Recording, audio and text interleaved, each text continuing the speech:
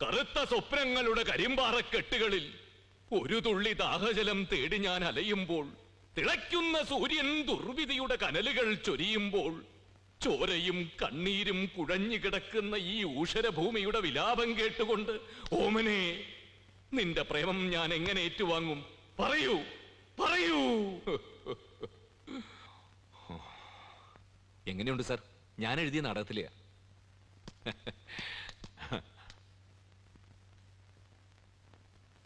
ഏത് വേഷവും ചെയ്യും സാർ. കോമഡി, വില്ലൻ, എന്തും ചെയ്യാന്നുള്ള ആത്മവിശ്വാസം എനിക്കുണ്ട്.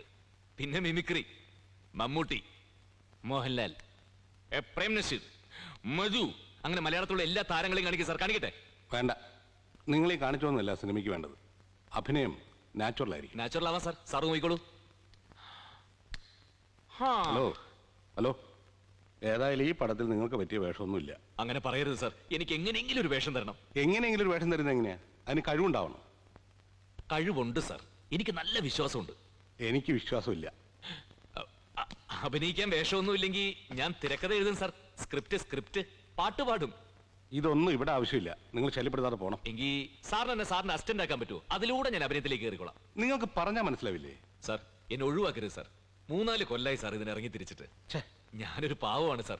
ജീവിക്കാൻ വേറെ ഒരു മാർഗം ഇല്ലാത്തോണ്ടാ. ജീവിക്കാൻ മാർഗം ഉണ്ടാക്കലല്ല എന്റെ ജോലി. എനിക്കിവിടെ വേറെ പണിയുണ്ട്. സാർ വേണമെങ്കിൽ ഞാൻ സാറിന്റെ കാല് പിടിക്കാൻ സാർ. എന്തായി കാണിക്കുന്നത്? നിങ്ങൾ പോണം. Get out. സാർ തന്നെ അടുത്ത് പോവല്ലോ പറഞ്ഞു. സാർ ആ സോങ് കഴിഞ്ഞിട്ട് വരുന്ന സീൻ. ഹലോ, ഒരു ദിവസം സാറിന്റെ ഡേറ്റ് ചോദിച്ച് വരും. അന്ന് ഞാൻ തന്നെ എടുത്തോളാം കേട്ടാ. താടി ഓടറക്ക അവിടുന്ന്. ഇവനൊക്കെ ആരാ ഇങ്ങോട്ട് കയറ്റി വിട്ടത്?